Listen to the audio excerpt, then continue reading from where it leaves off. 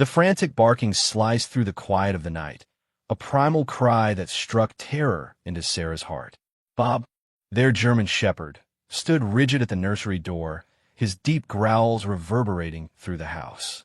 Inside, their son Alex lay unnaturally still, his tiny chest rising and falling in shallow breaths.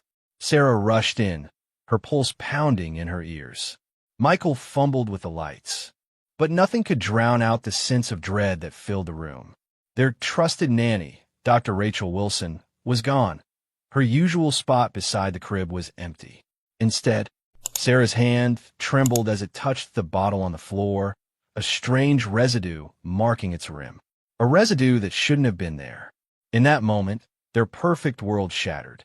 A family, so carefully built, was about to face an unimaginable threat, and it was one that had been there all along, hiding in plain sight. Welcome to Heart Force Channel, where you and I find more meaning in life through stories about dogs. Before we continue, please comment below and let us know where you are listening to this video from. And if you have any stories about your dog, feel free to share them with everyone. Michael Harrington stood in his office, staring out over the city skyline. The twinkling lights below seemed so peaceful, so far removed from the chaos that had been his life. At 42, Michael had been through it all. His career in law enforcement had ended in betrayal, a scandal that almost destroyed him. But he hadn't given up.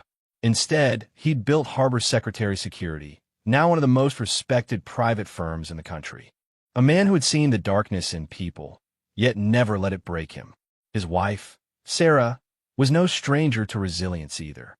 At 38, she had revolutionized adaptive fashion, creating elegant designs for people with disabilities. It had been born from a personal tragedy, a car accident that left her cousin without an arm, a journey of finding dignity and self-worth through clothes that fit both the body and spirit. Their connection had been instant when they met at a charity gala 7 years ago, both committed to changing the world in their own ways. Their marriage had been a quiet, intimate affair, witnessed by close family, and one very special guest, Bob, the German shepherd who had been with them for years, a hero in his own right. Bob had saved 12 children from a collapsed building during an earthquake, working tirelessly to pull them from the rubble. The incident had left him with a slight limp, forcing early retirement, but his protective instinct had never dulled. Sarah and Michael had struggled for years to have a child. 5 long years of fertility treatments, each failure deeper than the last. It was a painful road, but through it all, Bob had been their silent comfort. When Sarah cried, Bob was there, his head resting on her lap. When Michael worked late, Bob patrolled the office, a reminder that he was never alone. Then, the miracle. After what seemed like endless heartbreak, Sarah became pregnant. Bob, as always, seemed to know before they did. His tail wagged in excitement the moment they heard the heartbeat. Throughout the pregnancy, Bob never left Sarah's side. His protective instincts, sharpened through years of service, were now focused entirely on her and the baby growing inside her. Their beautiful colonial home on the outskirts of Boston had everything they needed. A sanctuary of warmth with the best security systems Michael's company could provide. It was Bob's watchful presence that made it truly safe. He would always be there, sensing the slightest change, alert to any danger. The day Alex was born, perfect and healthy, Bob took his place beside the crib. He became more than a pet. He became Alex's guardian, his protector, his best friend. The baby cried, and Bob was there. The baby slept, and Bob watched over him. The connection was instant, their bond as strong as any human friendship. But they had no idea that their perfect family was about to face the ultimate test. Dr. Rachel Wilson, the nanny they had trusted, had come highly recommended. She was the calm, compassionate professional Sarah needed while she focused on her expanding fashion line. A former military nurse with 3 tours of duty and a distinguished career at Boston Children's Hospital, Rachel was exactly what they needed. And at 45, she had the warmth and quiet confidence that reassured them. She was everything they wanted in a caregiver for Alex. It had seemed like fate when Rachel was recommended by Sarah's brother, Dr. James Parker. She has a way with children that's almost magical, he'd said one evening over dinner. After everything she's seen, she wants to help build something beautiful. The transition had been seamless. Rachel had moved into their guest suite, and soon she was a permanent fixture in their home. Her medical expertise offered peace of mind, especially to Sarah, who had struggled to balance her career and motherhood. Bob had seemed to accept her presence without question, but there was something Sarah couldn't shake. She noticed it one evening as she watched Rachel care for Alex, her movements smooth and efficient. Bob, usually so calm, had started acting strangely. He would watch Rachel closely, his body tense whenever she was near Alex. At first, Sarah dismissed it. Bob was just adjusting to the new dynamic, she thought. But it wasn't just jealousy. Bob had welcomed Alex from the very first moment. He had appointed himself as Alex's personal protector. This was different. Bob's behavior grew more erratic, and the changes didn't escape Sarah's notice. His watchful eyes followed Rachel's every move, and Alex, once so bright and curious, had become lethargic. His usual giggles and wide-eyed wonder had dimmed, replaced by quiet sleep and a distant stare. Perfectly normal, but Bob's instincts couldn't be ignored. He was trying to warn them. Something was terribly wrong. The tension in the Harrington household continued to mount. Bob's behavior grew more erratic with each passing day. The once gentle dog had become hyper-vigilant, pacing the hallways, his nails clicking against the hardwood floors in a constant rhythm. At night, he would sit outside Alex's nursery, his ears perked, watching the room with an intensity that sent shivers down Sarah's spine. Something was off, but the more Sarah tried to voice her concerns, the more she was reassured by Rachel's calm demeanor and Michael's logical approach. "It's just Bob adjusting to the new routines," Michael would say, dismissing her worries.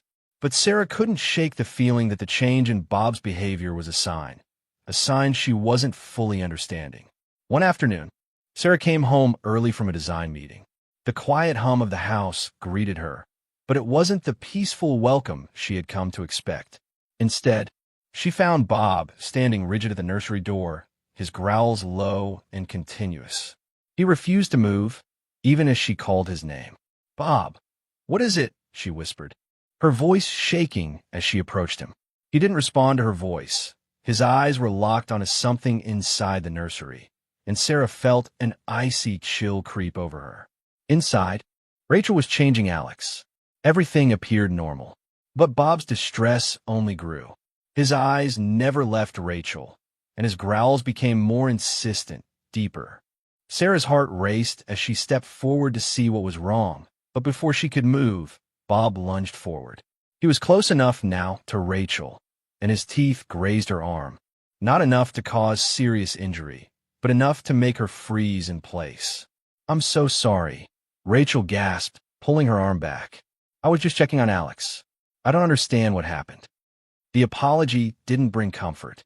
Sarah felt a cold knot form in her stomach. Something wasn't right. Bob, their ever-loyal protector, had never acted like this before. He had always been the picture of gentleness, especially around Alex. But this was different. "He's never bitten anyone before," Sarah murmured, trying to process what had just happened. Bob lay at her feet now, still and calm, but his eyes told a different story. His posture was tense. His guard was up. The situation grew more complicated when Michael arrived home. He had been in meetings all afternoon, but when Sarah explained what had happened, his face hardened. "Rachel's never given us a reason to doubt her," he said, glancing at Bob. Still lying at Sarah's feet, his eyes unwavering. "We've trusted her with Alex for months. Are we really going to let a growl from the dog change that?" But Sarah wasn't convinced. Bob had always been the family's first line of defense, the silent sentinel who had watched over them when they didn't even know they needed guarding. If Bob was growling, there had to be a reason. And deep down, Sarah knew that the only reason Bob would act out like this was if he sensed something dangerous. Later that night, after everyone had gone to bed, Sarah couldn't sleep. She lay in bed, staring at the ceiling, her mind racing. She couldn't shake the feeling that something was terribly wrong. Bob had been trying to warn them for weeks. His protective instincts had kicked in long before they understood. It wasn't just the way he acted around Rachel. It was Alex, too. For days, the baby had been unusually quiet, lethargic. The joyful coos, the gurgles of a happy infant, had vanished. Alex had become distant, as if he were lost in a haze. Sarah had tried to dismiss it, chalking it up to the stress of new parenthood, the sleepless nights. But when she looked into her son's dull eyes, something gnawed at her. This wasn't just exhaustion. This was something more. The next day, as Sarah continued to observe, she found herself logging Bob's actions. She couldn't help it. Every time Rachel came near the nursery, Bob would react the same way. His tail would stiffen, his eyes would narrow, and his body would tense up. She began to notice the patterns, the times when Rachel was near, the times when Alex seemed to sleep too long, the moments when Bob's warning growls grew louder. It wasn't long before James, Sarah's brother, stopped by for a surprise visit. As a pediatrician, he was usually calm and collected, but today, something was off. His eyes immediately flicked to Alex, who was lying in his crib, staring blankly at the ceiling. "He's unusually quiet, isn't he?" James said, his voice neutral but filled with concern. Sarah tried to brush it off. "It's just a phase. Rachel says it's normal." James raised an eyebrow, his gaze never leaving his nephew. "Have you had his iron levels checked recently?" His question lingered in the air, unspoken tension building between them. Sarah didn't know why, but the question made her uneasy. She smiled tightly and changed the subject. But the seed of doubt had been planted. That night, as Sarah watched the baby monitor from her phone, she heard it again, Bob's growling, low and persistent. This time, she decided to check. When she entered the nursery, Rachel was there, as usual, tending to Alex. But Sarah couldn't shake the feeling that she had missed something important. "Why does Bob keep growling at you?" Sarah finally asked, her voice quivering slightly. Rachel froze for a moment, then smiled. "Oh, dogs can be like that. He's just adjusting to his new role as a guardian. It's perfectly normal."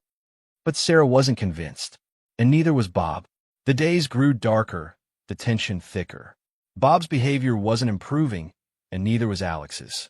He slept for hours, his tiny body heavy with exhaustion, while Rachel continued to insist that it was just a phase. But the more Sarah watched, the more she realized the truth. Bob wasn't just reacting to Rachel's presence. He was trying to protect Alex from something they hadn't even seen yet. And the more she thought about it, the clearer it became.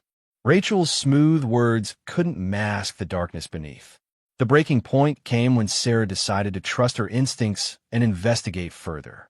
She had no idea what she would find, but Bob's warning was enough to drive her to action. She had to uncover the truth. The following day, Sarah could no longer shake the feeling that something sinister was unfolding right under their noses. It wasn't just Bob's behavior anymore. It was the unexplainable distance between her and Alex. The lethargy in his once vibrant eyes, and the cold feeling creeping in her gut every time she saw Rachel's reassuring smile.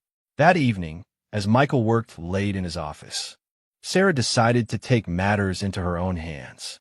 She didn't know what she was looking for, but she had to find something, anything, that could explain the unsettling changes in their home. She slipped into the nursery, carefully inspecting the area Rachel had been so attentive to. As her eyes swept over the room, they landed on the baby journal that Rachel had kept so meticulously.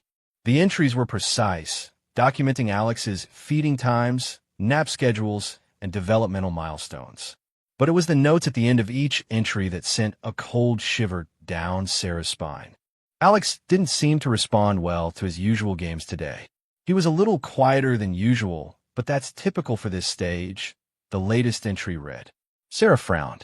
Rachel had always been so precise with everything. And yet, there was no mention of Alex's unusual behavior.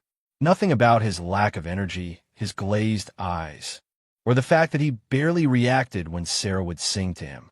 Her heart raced as she flipped through the pages. The further she went, the more she realized how little was written about his emotional and physical well-being. Rachel's words had always been reassuring, but now they felt hollow. The more Sarah read, the more she felt a growing sense of dread. She closed the journal and tucked it back in its spot, her mind whirling. Could Rachel be the cause of all this? Her instincts told her there was more to Rachel than met the eye. As Sarah left the nursery, she was startled by the sharp bark of Bob, who was pacing near the hallway. The sound pierced the silence of the house, making Sarah freeze in her tracks. She turned to see Bob, his eyes fixed on the stairs leading to the guest suite above the garage, Rachel's quarters. Without thinking, Sarah began walking toward the stairs. Bob's growl followed her every step, louder and more insistent. The dog seemed determined to stop her from going any further. Sarah paused at the bottom of the stairs, her hand on the railing. The house was eerily quiet now, save for the thumping of her heart. She knew Bob was trying to warn her. But what was it he sensed about Rachel? Why was he so agitated, so determined to protect Alex at all costs? With a deep breath, Sarah climbed the stairs, Bob's growls trailing behind her. She reached the guest suite and paused at the door, her hand hovering over the knob. She had no idea what she was about to uncover, but she knew it couldn't wait any longer. Inside, Rachel's belongings were neatly arranged, as expected. The scent of lavender filled the air, an aroma Sarah had always associated with calmness and tranquility. But as Sarah's eyes scanned the room, they stopped at something that made her blood run cold. The small vial. It was tucked discreetly beneath the stack of books on Rachel's nightstand. It was a clear liquid, and the label, though worn, was still legible. Sarah read the word printed on the label, and her stomach dropped. Benzodiazepines, a class of sedative medication dangerous for babies, especially in the doses found in Alex's bloodstream. Sarah's mind reeled. The pieces clicked together like a puzzle, each horrifying revelation falling into place. Rachel hadn't just been caring for Alex. She had been drugging him, slowly and methodically, masking the truth behind her professional demeanor. Her pulse raced as she backed away from the vial. Her thoughts a blur. This was no coincidence. The lethargy, the lack of response, Alex's unnatural stillness, it had all been caused by Rachel. And it wasn't just happening to Alex. The sudden shift in Bob's behavior, his desperate need to protect. He had known something was wrong, long before she had. Her mind raced as she tried to process what to do next. Should she call Michael? Should she confront Rachel right now? She knew she couldn't wait any longer. Suddenly, Bob barked again, this time louder than ever. He charged toward the stairs, his body tense and ready to act. Sarah's heart pounded as she realized the urgency in his behavior. Whatever Bob had sensed, it was time to act. Rachel was getting too comfortable in her lies, and the danger was too real to ignore any longer. She rushed to her phone, her hands trembling as she dialed Michael's number. The line rang once, twice. "Michael, we need to talk." "Now," Sarah said, her voice cracking. "It's Rachel. She's been drugging Alex. I just found the proof. You need to come home right now." Michael's voice was urgent as he responded, "I'm on my way." As Sarah hung up the phone, she felt her world spinning out of control. The person they had trusted to care for their son, the person they had welcomed into their home, had betrayed them in the worst way possible. She had poisoned their baby, and worse. She had done it slowly, with calculated precision. Her heart ached for Alex, for the trust she had placed in Rachel, for the realization that she had missed the signs all along. How could she have been so blind? As she descended the stairs, Bob followed close behind, his eyes alert, his posture protective. Sarah hugged him close, feeling the warmth of his fur, the steady rhythm of his heartbeat.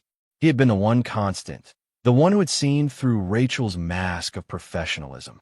And now, with the truth in hand, it was time to expose her for what she really was. The moment Michael stepped through the door, Sarah could see the tension in his eyes. He didn't need any further explanation. The look on her face, the frantic phone call, he knew. He could see the storm in her eyes, the same determination he had seen countless times in his own line of work. But this was different. This was personal. "We're going to end this now," Michael said, his voice low and filled with quiet authority. He glanced at Bob, who stood protectively at Sarah's side, his ears alert, his eyes unwavering. Sarah nodded. She couldn't keep the fear out of her voice, but there was something else now, something burning in her chest. It was the drive to protect her son, to protect their family. No more doubts. No more waiting. They had to act. I've already called James. He's on his way, Michael continued, pacing the room as he processed the situation. We need evidence, proof. Not just for Rachel, but for whatever else is lurking in the shadows. We need to bring this down. The house, once their sanctuary, now felt like a ticking time bomb. The walls closing in with every passing second.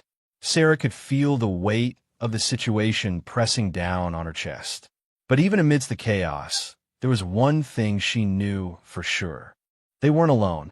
Bob was there, his presence a silent reminder of the loyalty and courage they had always taken for granted. Within minutes, James arrived, his face drawn with concern as he walked quickly through the door. "What have we got?" he asked, scanning the room before his gaze fell on the vial of benzodiazepine Sarah had found. "Rachel's been drugging Alex," Sarah said, her voice steady now, her resolve firm. "It's all here. We have proof." James nodded, his face a mix of disbelief and anger. "I never should have let this go on. I thought she was a professional, but I missed something. I should have known." "No one could have predicted this," Michael replied, his voice calming. "What matters now is we stop her before she does any more damage. We need to expose this, make sure it's over." The plan was simple, but dangerous. They would gather the rest of the evidence, hidden cameras to catch Rachel in the act, and confront her with the truth. It wasn't going to be easy, but they had no other choice. The tension in the air was palpable as Michael coordinated the installation of hidden cameras, his security team working silently and efficiently. They focused on the nursery, the kitchen where Rachel prepared Alex's bottles, and the areas where Rachel had spent most of her time. It felt surreal, setting up surveillance on someone who had once been trusted. But Michael knew better than anyone that loyalty could be a weapon, just as betrayal could cut deeper than any physical wound. As the cameras were positioned, Sarah couldn't help but feel the weight of the decision pressing down on her. They had trusted Rachel, had opened their home to her, and now they were about to destroy the illusion, the facade that had kept them all in the dark. What had happened to their family, to their sense of safety? The next 48 hours were excruciating. The security feeds played out on Michael's laptop, a silent stream of footage that left Sarah's heart racing. She sat beside him, tears streaming down her face as she watched Rachel go through her routine. Everything seemed normal at first, but then, at 2 a.m. on the third night, they saw it. Rachel entered the kitchen, her movements precise, practiced. She took one of the bottles they had already prepared for Alex, and instead of simply warming it, she added something from a small vial she had hidden in her robe pocket. Her motions were quick, professional. This wasn't her first time doing this. Michael's fists clenched as he saw the footage. "Gotcha," he muttered under his breath, his voice filled with cold rage. Sarah watched the screen, her stomach churning. She had known all along that something wasn't right. But now, with undeniable proof in front of them, the truth hit harder than she ever expected. It wasn't just the drugs. Rachel had been using them to control Alex, to make him easier to manipulate, to cover up the lie. And that wasn't all. The cameras caught something else. Rachel was going through Michael's office. She was taking photos, accessing files on his computer. It wasn't just about Alex. It was bigger, far bigger. Sarah's blood ran cold as she processed this new development. They weren't just dealing with a rogue nanny. They were dealing with an infiltrator, someone with an agenda, someone who had a purpose far beyond caring for their son. Just then, James received a call. His face fell as he listened. "Rachel's more than we thought," he said quietly. "She's not who she says she is. We've been duped." A pit formed in Sarah's stomach as she heard the truth. The woman who had been trusted with their child wasn't just a medical professional.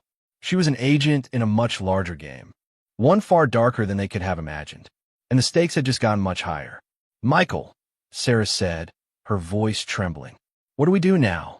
"We act," Michael replied firmly, his eyes steely with resolve. "We confront her. We bring it all to light.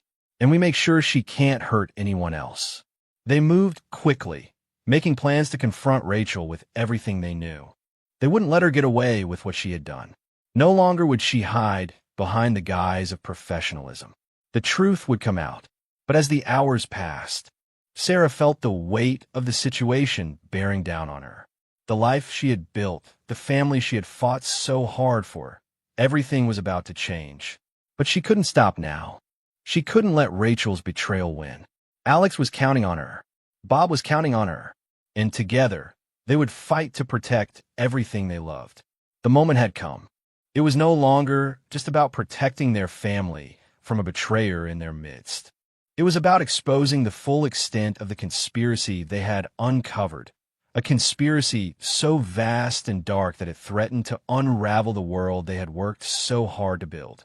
Michael paced back and forth, his mind racing through countless scenarios, calculating every move. He had lived his life in the shadows, as a detective, as a businessman, always thinking ahead, always staying 2 steps ahead of the danger. But this was different. This was personal. Sarah stood by the window, staring out at the darkened street beyond. The sky was overcast. The rain started to fall in heavy sheets. It matched the weight in her chest, the heaviness of everything they had learned, everything they had fought to uncover. And yet, there was a spark of resolve in her eyes, one that had not been there before. They had been tested to their limits, pushed into a battle they hadn't chosen. But now, it was a fight they could not walk away from. Not when Alex's future was at stake. Not when Bob, their loyal protector, had already given them everything. Rachel won't know what hit her. Michael said quietly, his voice firm. We've got the evidence, and we've got the truth. It's time to confront her. No more running. No more lies. They had decided to do it alone. No backup. No police. Just the Harrington family and their unshakable resolve. Rachel had already shown her true colors, and there was no going back. Bob sat by Sarah's feet, his eyes locked onto hers, as if sensing the gravity of what was about to unfold. His fur had grown grayer around the edges, but his loyalty was unwavering.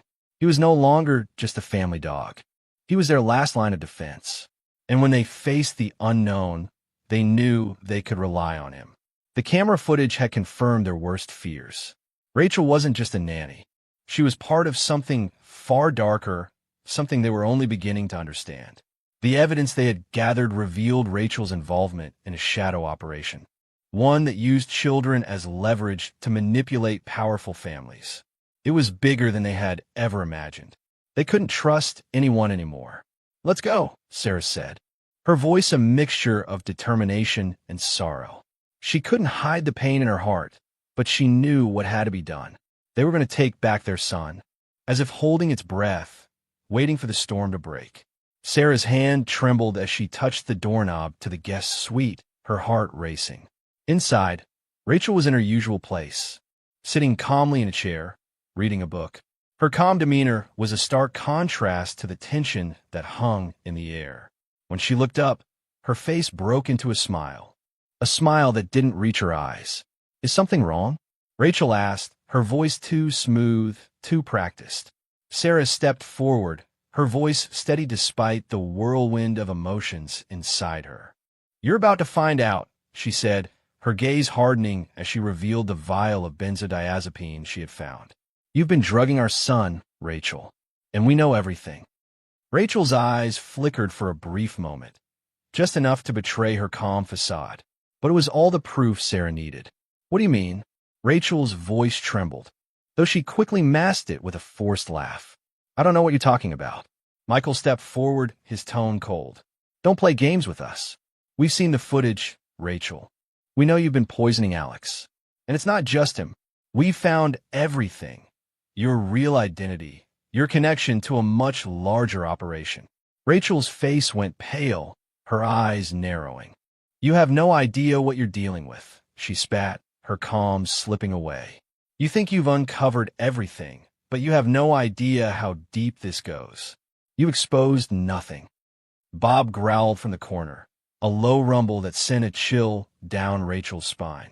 She flinched, taking a step back, but Bob's eyes never left her. He was the silent witness, the one who had known all along. He had been the first to sense the danger. And now, his growl was a warning to Rachel, a warning that she was out of time. "You've been lying to us from the start," Sarah said, her voice trembling with controlled fury. "You drugged our son, you manipulated us, and you were part of something much darker than we ever could have imagined. But it ends now." Rachel's hands trembled as she reached for her phone, but Michael was faster. He grabbed it from her before she could make the call. "You can't stop this," Rachel hissed, her calm demeanor now shattered. "This isn't over. You have no idea what's coming." Michael shook his head, a look of determination on his face. "It's over for you, Rachel. Your web of lies ends here." And then, without warning, Bob lunged, not at Rachel, but at the phone in her hand. With lightning speed, he knocked it from her grasp, sending it crashing to the floor. He wasn't going to let her escape, not this time. As the phone slid across the floor, Michael seized the moment. "You're finished," he said, his voice full of cold certainty. Rachel's eyes filled with rage and fear, but Sarah wasn't afraid anymore. The pieces had fallen into place. They had the evidence. They had the truth. And now, they had the power to end this. Rachel had tried to manipulate them, to break their family. But she had underestimated them all. "Take her," Michael said to the security team that had been monitoring the house, waiting for this moment, "and make sure she never hurts anyone again." Rachel was escorted out of the house, her face twisted in fury. She had underestimated the Harringtons, and now she was going to pay the price. As the front door closed behind them, the weight of the moment settled in. Sarah sank to her knees, her emotions crashing down on her. It was over. Their family was safe. But at what cost? She looked down at Bob, who had returned to her side, his eyes still watchful, still protective. He had never stopped guarding them, even when they had doubted him, even when they had sent him away. "Thank you," Sarah whispered, her voice thick with emotion. Bob gave a soft whine, resting his head on her lap. His work wasn't done yet. He was their protector, their defender. And as long as he was with them, they would be safe. As Michael stood beside her, he wrapped his arm around Sarah's shoulders, pulling her close. "We're going to rebuild, Sarah," he said quietly. "We're going to heal. Together." And in that moment, Sarah knew that they would. It hadn't been easy, but the fight had been worth it. They had exposed the darkness, and they had triumphed. Their family was whole again, and nothing would ever tear them apart. This story is a reminder of the power of loyalty, trust, and the strength of family. Sometimes, we're forced to confront the unimaginable, but in those moments, we find our true resilience.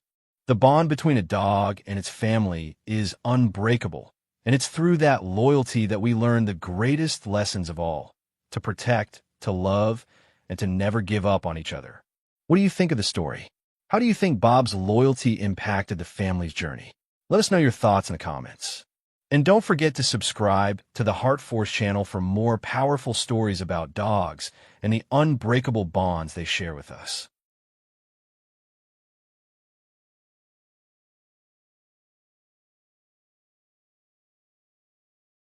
The snowstorm hit Willow Creek like a freight train, howling through the sleepy town with a force unseen in 2 decades. Tommy Mitchell, a 5-year-old boy with eyes wide from wonder and fear, stood in his backyard as the world around him disappeared into a white abyss. The wind shrieked, and the snow, which had started gently enough, became a furious beast that swallowed everything. Tommy's small frame struggled to keep his footing as he wandered away from the warmth of the house, mesmerized by the endless blanket of white. His mother, Sarah, had called for him to come inside, but the winds had swallowed her voice. The house was no longer his safe haven. The world outside had taken on a new, terrifying rhythm. He followed the trail of rabbit tracks, new patterns that spoke to him louder than anything else. It was as if the chaos of the storm had given the snow a purpose, a call to be explored. The tracks led him deeper into the woods, his small red mittens offering little protection against the biting cold. Tears froze on his face as he stumbled, each step taking him farther from safety. "Mommy, I'm sorry," he whispered, his voice barely audible beneath the roar of the storm. Welcome to Heart Force Channel, where you and I find more meaning in life through stories about dogs. Before we continue, please comment below and let us know where you're listening to this video from. And if you have any stories about your dog, feel free to share them with everyone. Then, in the midst of swirling white, a shape appeared, a massive figure breaking through the storm's madness. It was a German shepherd, its fur graying around the muzzle, its eyes full of silent understanding. Max, a dog who had lived alone since the passing of his owner, seemed to emerge from nowhere. Yet in that moment, it was as though he had been waiting for Tommy all along. Max approached with the grace of a protector, not hesitant but sure.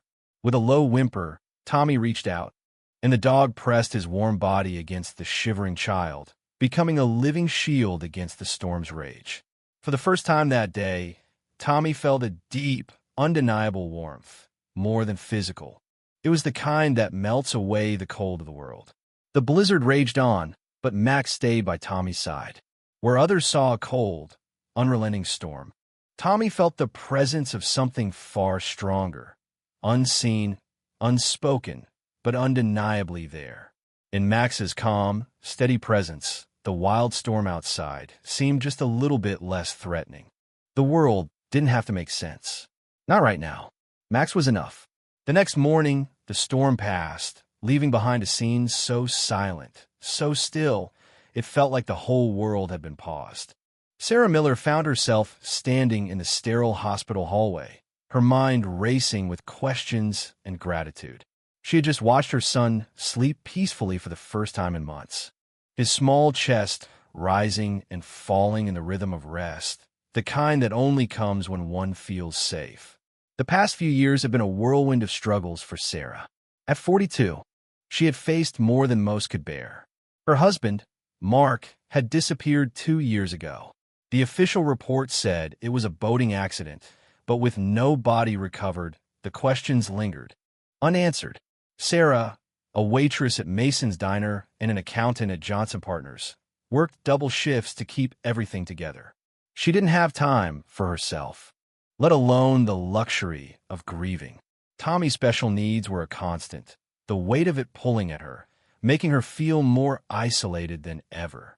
And yet, here, in the sterile quiet of the hospital, something unexpected had happened. A dog, Max, had shielded her son from the storm. He had kept Tommy alive in a blizzard that would have claimed his life otherwise. Max wasn't just a dog. He was a lifeline. And yet, he was more of a mystery than a hero.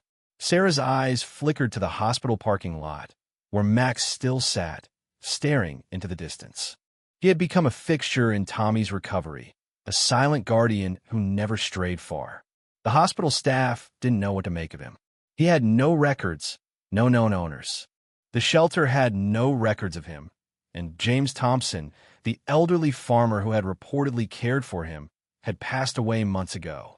Max, Tommy had whispered in his sleep the night before, his small hand reaching out as if searching for something. "He knows me, Mom. He knows me like Dad did." Sarah shivered at the words. There was something in them, something that struck her deep. Tommy had always been different. His mild autism made it hard for him to connect, to communicate.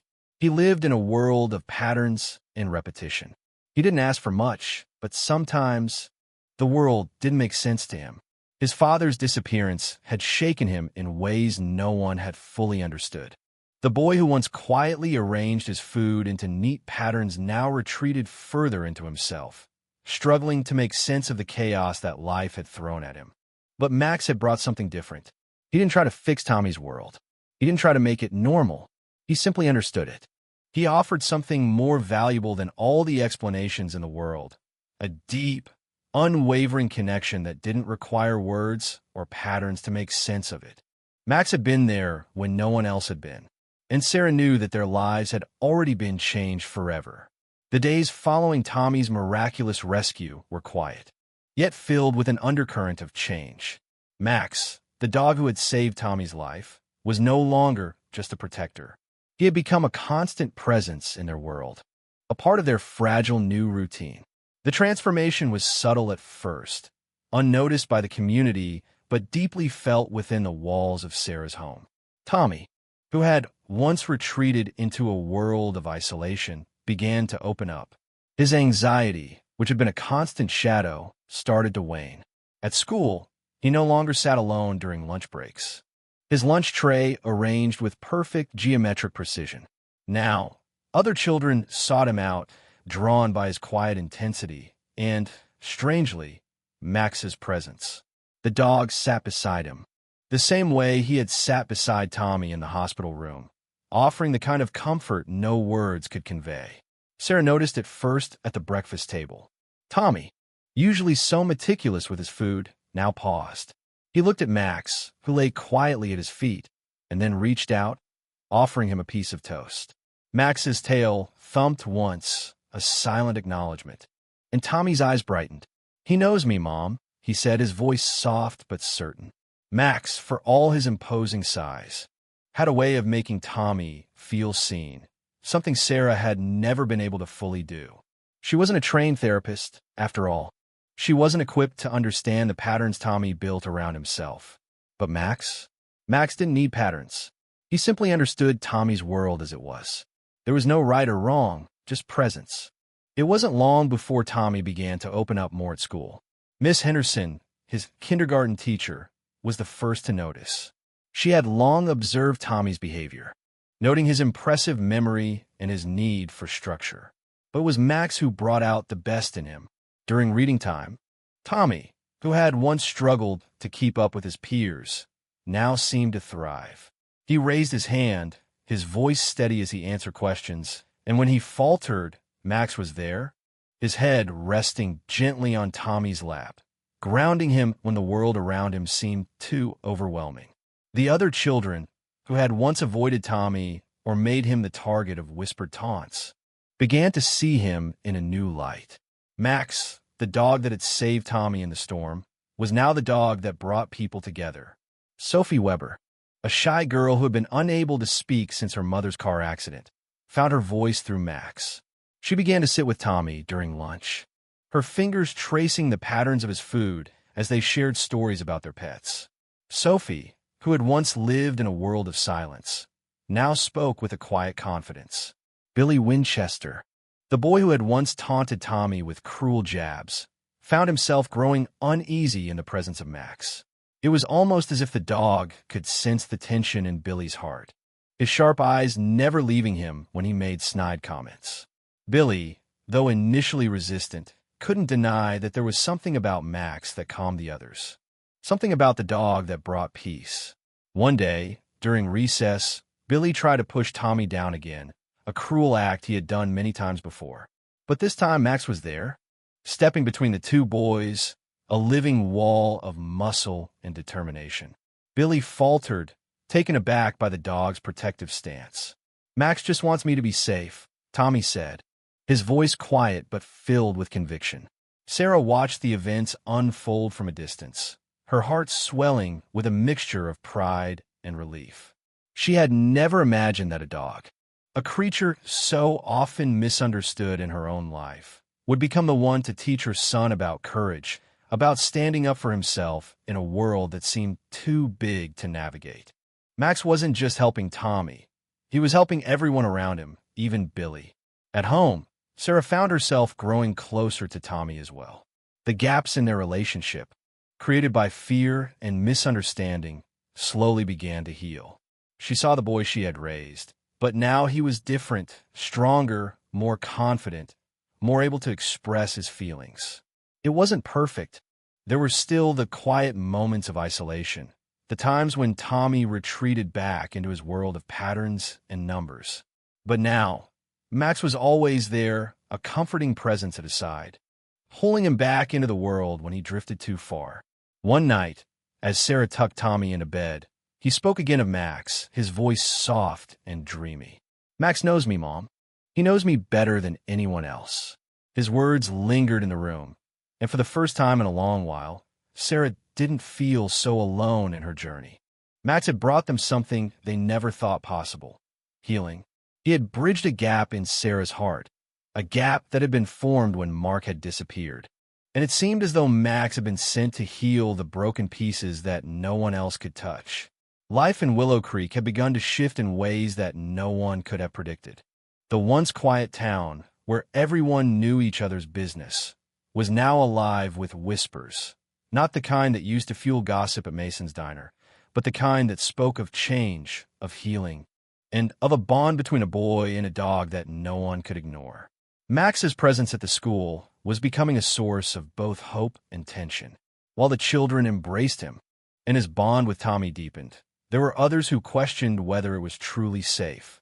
Principal Victoria Andrews, who had long been a pillar of the community, found herself at the center of a storm she hadn't anticipated. "We can't make exceptions based on emotional appeals," she had told the school board, her voice steady but cold. "This is a school, not a therapy center. What happens when other parents demand the same thing for their children?" Her argument was clear. Max, despite his miraculous rescue of Tommy, was a risk to the orderly functioning of the school. Sarah sat in the back of the meeting, her hands tightly clasped in her lap. She could feel the judgment in the room, the unspoken fear that Max represented something dangerous, something unpredictable. It wasn't just about a dog. It was about what he symbolized, a challenge to the norm. "I understand your concerns."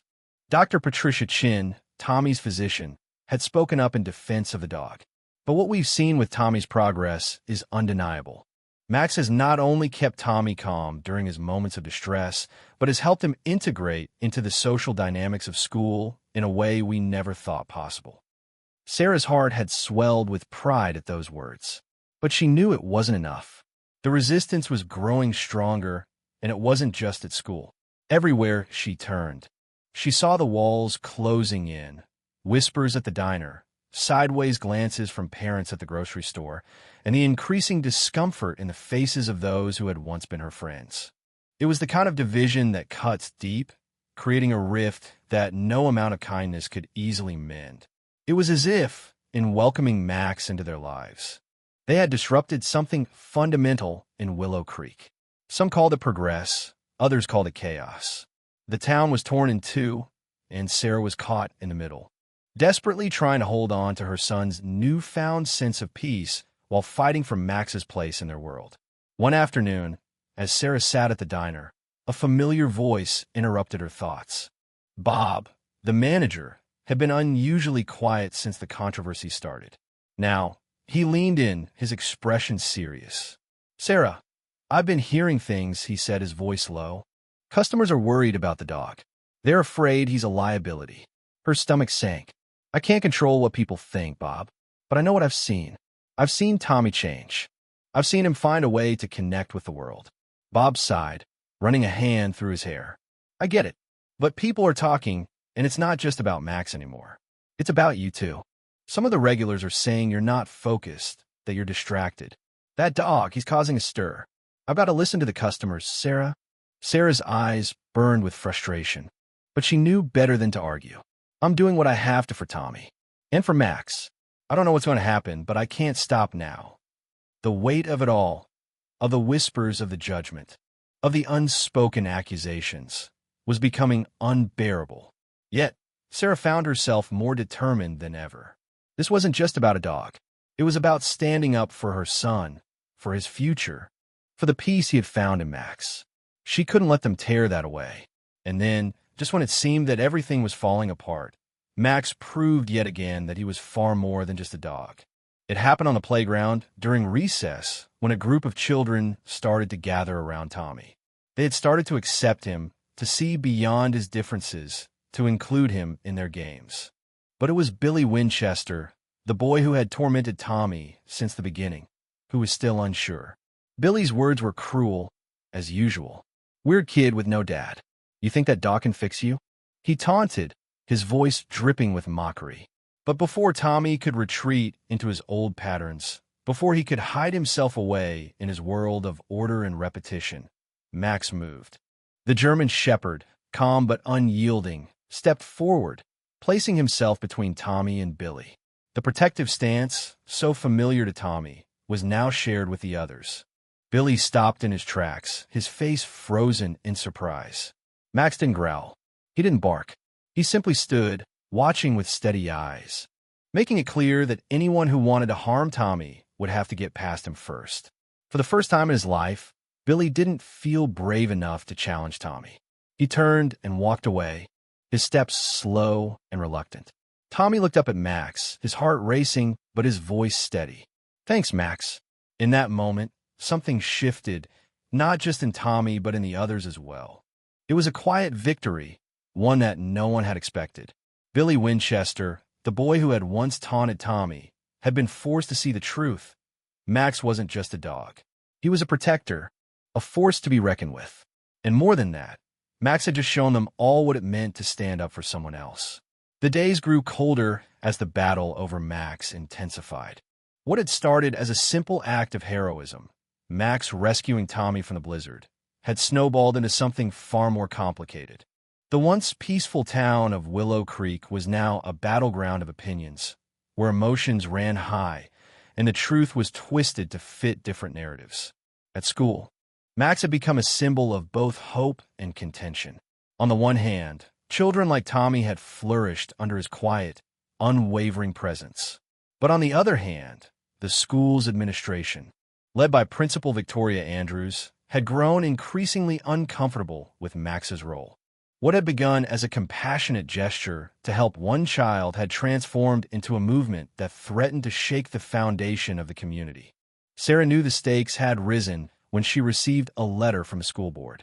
It was a formal notice stating that Max's presence at the school was under review.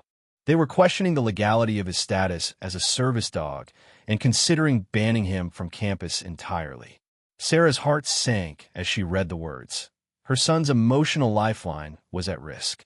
That night, she sat in the kitchen, the letter in her hands, the weight of it pressing down on her chest. Tommy was upstairs, playing quietly with Max, oblivious to the storm that was brewing.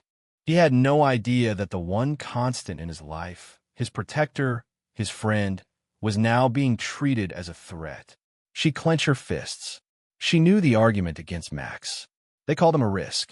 They said he was disruptive, that his presence at school created an unsafe environment. But Sarah also knew the truth. Max was a force for good.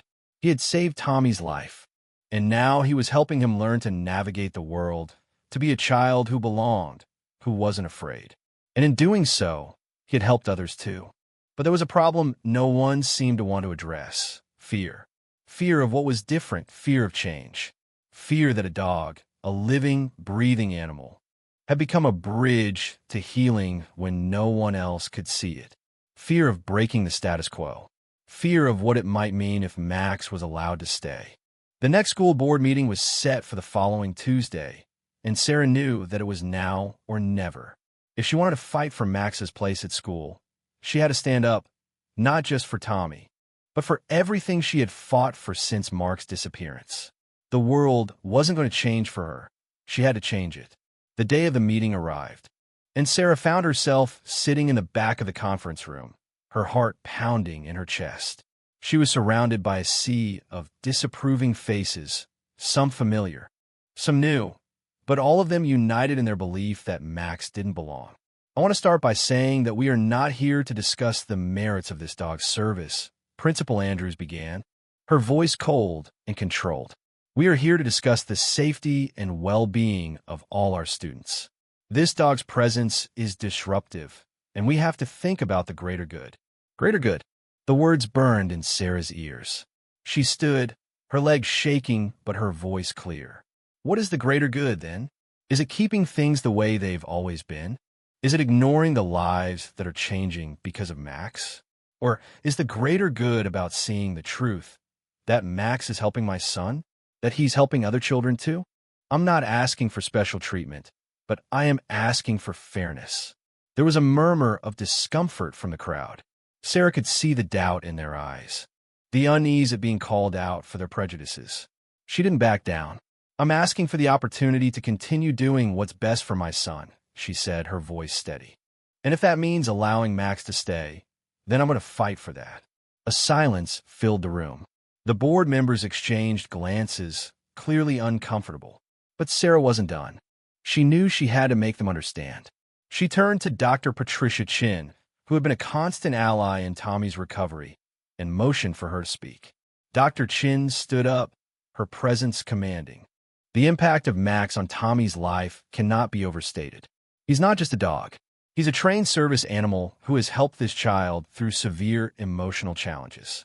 Without him, Tommy would not be the same child you see before you today. We've seen the difference firsthand. His anxiety has decreased, his social interactions have improved.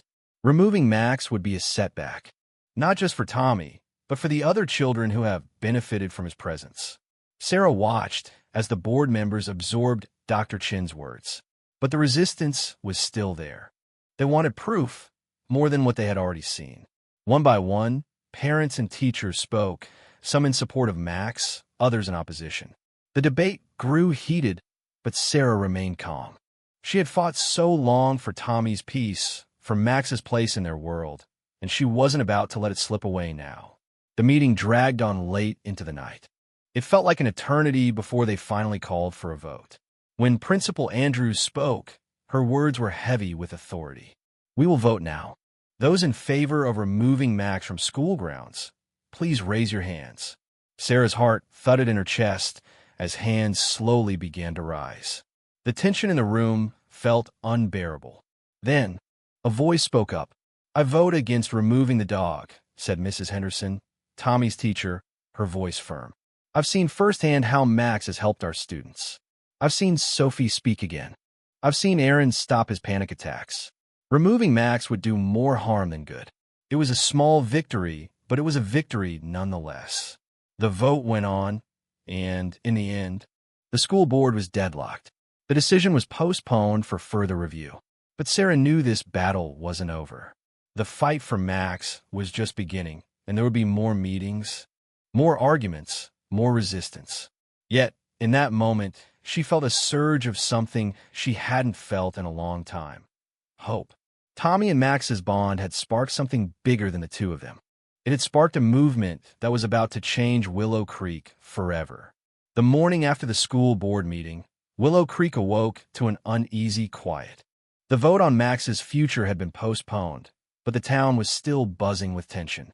It was clear that the battle wasn't over. No matter how much Sarah wanted to believe that things would calm down, she knew the storm was far from over. But for the first time, she felt something she hadn't felt in years, empowered. She had taken a stand for her son, for Max, and now, she wasn't going to let anyone take that away. Max had always been more than just a dog.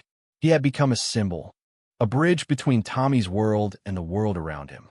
Where Tommy had once retreated into isolation, Max had led him into the light. Now, the dog who had once saved Tommy's life in the blizzard was saving more than just one child. He was helping an entire community find its way back to compassion. But not everyone in Willow Creek saw it that way.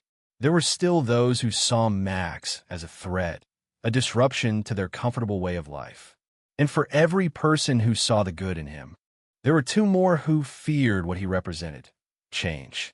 That afternoon, as Sarah walked home with Tommy and Max, she couldn't shake the feeling that everything was about to change. It wasn't just about the dog.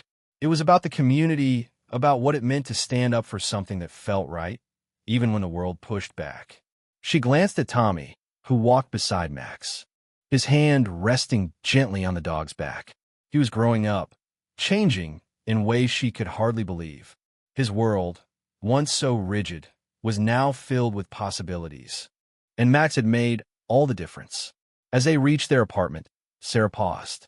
The weight of the fight ahead was still heavy on her shoulders. But there was something else, something stronger, pushing her forward. It was the same determination she had felt when she first became a mother. She would fight for Tommy's future. She would fight for Max's place in their world. The battle for Max's presence in the school didn't end that day. The legal paperwork, the public meetings, the whispers, these would continue. But Sarah no longer felt alone in the fight. She had the support of those who had seen what Max could do, and they weren't backing down. It wasn't long before news of Max's heroism spread beyond Willow Creek. Journalists, once skeptical of the program, began to cover the story in a different light. The same reporters who had once questioned the legitimacy of Max's role in the school were now writing about how the dog had saved a child's life. They chronicled the children who had found their voices through Max's quiet presence. The children who had learned empathy and compassion. The tide was turning, and Sarah felt the power of the truth working in her favor. The real turning point came when Robert Winchester, the wealthy developer who had once been one of Max's biggest critics, publicly admitted his mistake.